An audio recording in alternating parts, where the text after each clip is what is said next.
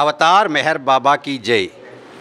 Avatar Meher బాబా 131వ జన్మదినోత్సవ కార్యక్రమం మన అవతార్ మెహర్ బాబా తాడేపల్లిగూడెం కేంద్రం సుబ్బారావుపేట డిఎస్ చెరువు వద్ద ఈరోజు ఉదయం తెల్లవారుజామున 4 గంటల నుంచి మధ్యాహ్నం 1 గంట వరకు, అలాగే సాయంత్రం 7 గంటల నుంచి రాత్రి 10 గంటల వరకు మన కేంద్రంలో ఉన్నటువంటి ఆధ్యాత్మిక వేదిక బాబా కేంద్రం వద్ద జరుగుతుంది.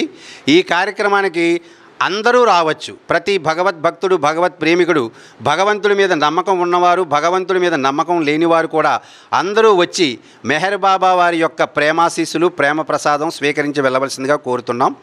ప్రతి యుగంలో కూడా భగవంతుడు 700 నుంచి 1400 సంవత్సరాలకు ఒక్కసారి మానవ రూపంలో భగవంతుడు అవతారుడిగా భూమి మీదకి అవతరిస్తూ ఉంటాడు. అలాగ గతంలో జొరాస్టర్గా, రాముడిగా, కృష్ణుడిగా, బుద్ధుడుగా, యేసుక్రీస్తుగా, మహమ్మద్ ప్రవక్తగా, ఇప్పుడు మరలా మహమ్మద్ ప్రవక్త తర్వాత మరలా మెహర్ బాబా అవతారం రావడానికి 1400 సంవత్సరాలు పట్టింది.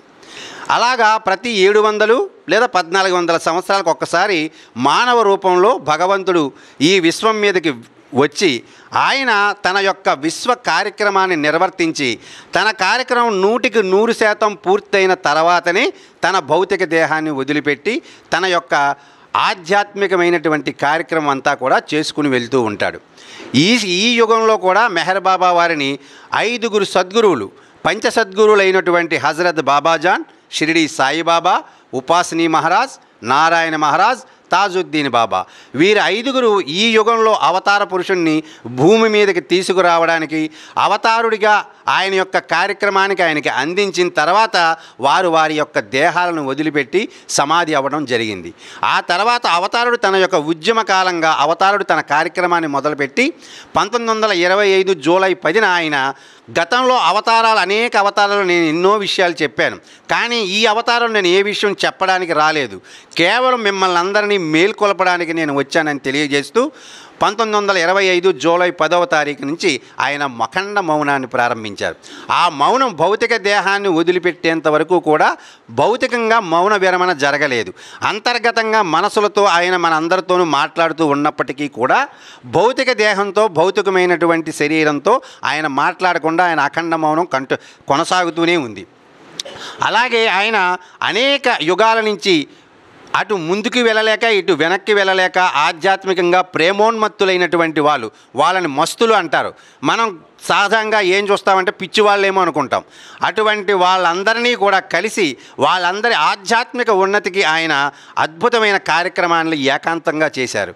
అలాగే అనేక మంది ఆ కాలంలో కుష్ఠరోగం విపరీతంగా ఉండేది. బాబా కావాలని పండరీపురం వెళ్ళి పండరీపురంలో గాడ్గే మహారాజు యొక్క ఆశ్రమంలో ఉన్నటువంటి ఒక కుష్టు వ్యాధిగ్రస్తుడికి ఆయన స్వయంగా గాడ్గే మహారాజు నీళ్లు పోయిగా ఆయన స్వయంగా సబ్బుతో స్నానం చేయించి కుష్టు వ్యాధిగ్రస్తులందరికీ మానవాళిలో ఉన్నటువంటి ఆ కుష్టు వ్యాధిని అంతటినీ కూడా ప్రపంచం నుంచి నిర్మూలించడానికి గాడ్గే మహారాజు సహాయంతో కుష్టువానికి స్నానం చేయించే నెపంతో మొత్తం కుష్టు వ్యాధి అంతటినీ కడిగి పాడేశారు ఆయన. జీవాత్మ పరమాత్మగా ఎలా మారుతుంది, మానవుడు దేవుడిగా మారాలంటే ఏ విధంగా అనే విషయాలు, అద్భుతమైనటువంటి రహస్యాలన్నీ కూడా మెహర్ బాబా భగవద్వచనం గాడ్ స్పీక్స్ అనే గ్రంథంలో చాలా విశదంగా తెలియజేయడం జరిగింది. ఈ భగవద్వచనాన్ని ఎక్కువగా ఫారిన్ కంట్రీస్లో వాళ్ళ యొక్క పాఠ్యాంశంగా కూడా చేర్చుకుని పిల్లలకి బోధిస్తున్నారండి. అది మనందరం కూడా చదవవలసిన విషయం. గాడ్ స్పీక్స్ ఒక ఆత్మ పరిణామ క్రమం, అంటే ఒక ఆత్మ పుట్టిన తర్వాత లోహం కింద, వృక్షం కింద, తర్వాత క్రిమికీటకం కింద, చేప కింద, పక్షి కింద, జంతువు కింద మారిన తర్వాత మానవుడు భగవంతుడిగా మారాలన్నట్లయితే దాన్ని ఆంతరంగిక ప్రయాణం అన్నారు. ఆ ఆంతరంగిక ప్రయాణం ఎలా జరుగుతుంది, ఆత్మ భగవంతుడిగా ఎలా వెళుతుందన్న విషయాన్ని చాలా నిశితంగా అద్భుతంగా తెలియజేశారు మెహర్ బాబా గాడ్ స్పీక్స్లో. కాబట్టి మెహర్ బాబా వారు ఇచ్చినటువంటి గాడ్ స్పీక్స్ కానీ, మెహర్ బాబా ఇచ్చినటువంటి సందేశాలతో కూడుకున్న డిస్కోర్సెస్ కానీ అనేక విషయాలు, అంటే సైన్స్ సమాధానం చెప్పలేనటువంటి అనేక విషయాలను కూడా మెహర్ బాబా చాలా కూలంకషంగా చెప్పారు. ఈ ఒక్క సూర్యుడి గురించే మీరు ఇంత బాధపడుతున్నారు, అందులో కొన్ని ముఖ్యమైనవి మాట. ఇలాంటి సూర్యులు వేలాది మంది ఆకాశంలో ఉన్నారన్నారు మెహర్ బాబా ఎప్పుడు 1930లోనే.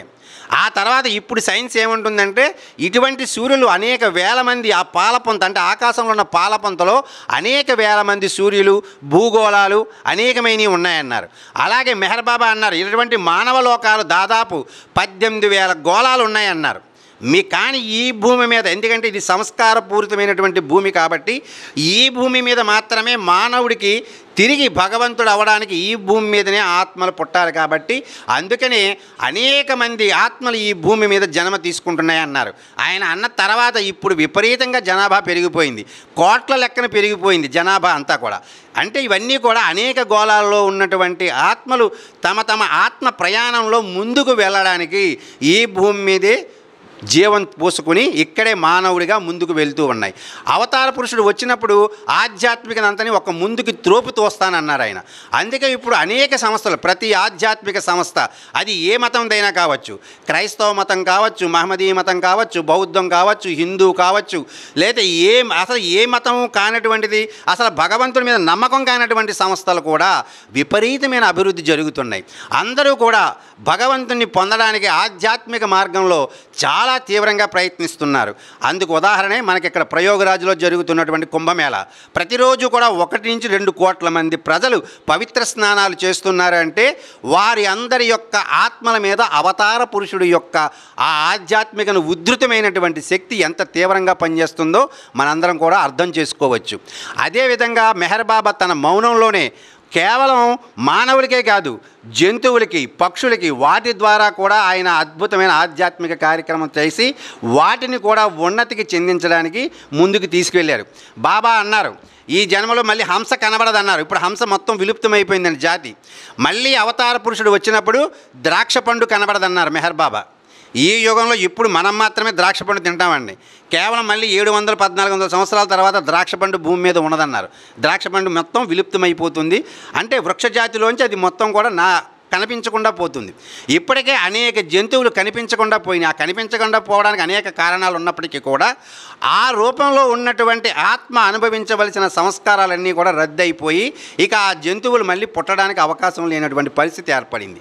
కాబట్టి అవతార పురుషుడి యొక్క కార్యక్రమానికి మనం రావడం, ఆ కార్యక్రమాన్ని జరుపుకోవడం, ఆ కార్యక్రమంలో మనం కూడా పాలు పంచుకోవడం, ఆయన కార్యక్రమంలో సేవ చేయడం, ఆ కార్యక్రమంలో మనందరం కూడా ఆయన ప్రేమాశీస్సులు పొందడం, ఆయన ప్రేమ ప్రసాదాన్ని స్వీకరించడం కూడా మనకి అనేక జన్మల నుంచి ఉన్నటువంటి గత జన్మల ఫలితం యొక్క ప్రభావమే తప్ప ఈ రోజు మనంతలో మనం రాలేమన్నారు బాబా.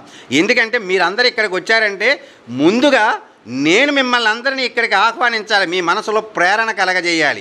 ఆ ప్రేరణ కలిగితేనే తప్ప మీరందరూ ఇక్కడికి రాలేరు, నా కార్యక్రమంలో పాలు పంచుకోలేరు, నాకు సేవ చేయలేరు. మీరందరూ నా సేవా కార్యక్రమంలో, నా ప్రేమ కార్యక్రమంలో, నన్ను స్మరించుకుంటూ నా పుట్టినరోజు కార్యక్రమంలో, లేదా నవజీవన కార్యక్రమంలో, లేదా బాబా మౌన కార్యక్రమంలో, ఏ కార్యక్రమంలో మీరు పాలు పంచుకున్నప్పటికీ కూడా ఆ కార్యక్రమాల ఫలితం అంతా కూడా మీరు గత జన్మల నుంచి పోగు చేసుకున్నటువంటి అనేక సంస్కారాలన్నీ కూడా ఖర్చు కాబట్టి మళ్ళీ మీరందరూ భగవంతుడుగా మారిపోవడానికి, అంటే నేను యథార్థంగా ఏదై ఉన్నానో ఆ స్థితిని తెలుసుకోవడానికి ఇవన్నీ ఉపయోగపడతాయి అన్నారు బాబా. మారి యాచించి బయటికి బయలుదేరాడండి. ఆ కార్యక్రమంలో ఆయన ఎటువంటి కష్ట నష్టాలను ఎదుర్కొన్నాడంటే చాలా తీవ్రమైన కష్ట నష్టాలు ఎదుర్కొన్నాడు. అయినా కూడా ఆ నవజీవన కార్యక్రమంలో ఒకవేళ ఏది జరిగినా అది కూడా భగవంతుడు ఇచ్చిగానే భావించమన్నాడు. కేవలం 4 లేదా 5 ఇళ్ళు మాత్రమే భిక్ష తీసుకోవాలన్నాడు. ఆ 4-5 ఇళ్ళు భిక్ష ఇవ్వకపోతే ఇక ఆ రోజు ఉపవాసమే, ఆ రోజు ఎవ్వరికీ ఏమీ లేదు. వాడు ఏం పెట్టినా అదే ప్రసాదం. అది ఒకవేళ కుళ్ళిపోయిందైనా, మంచిదైనా, చెడ్డదైనా, నిలవదైనా, ఏదైనా సరే అదే ఆ రోజు భోజనం. ఎవరు తెచ్చుకుంది వాళ్ళు తినటం కాదు, మళ్ళీ అందరూ తన శిష్యులతో మొత్తం 24 మంది శిష్యుల్ని కూర్చోబెట్టి వాళ్ళందరూ ఏమి తెస్తే అవన్నీ కూడా ఒక పళ్ళెంలో కలిపేసి మళ్ళీ అన్నీ ముద్దల కింద చేసి ప్రతి ఒక్కరికి ఒక్కొక్క ముద్ద కింద ఇచ్చేవాడు. నాకు ఈరోజు వేడి వేడి అన్నం పెట్టారు కదా అని చెప్పి అది నాదనుకోవడానికి లేదు, లేదా పక్క శిష్యుడికి ఎవరో 2 రోజులు మిగిలిపోయిన కర్రీకి లేదా ఇంకేదైనా ఇచ్చారు కదా అని అది నా దురదృష్టం అనుకోవడానికి లేదు. అన్నిటినీ కలిపిన ముద్దని మాత్రం ప్రసాదంగా ఇచ్చి తద్వారా ఆ ప్రేమికుల ద్వారా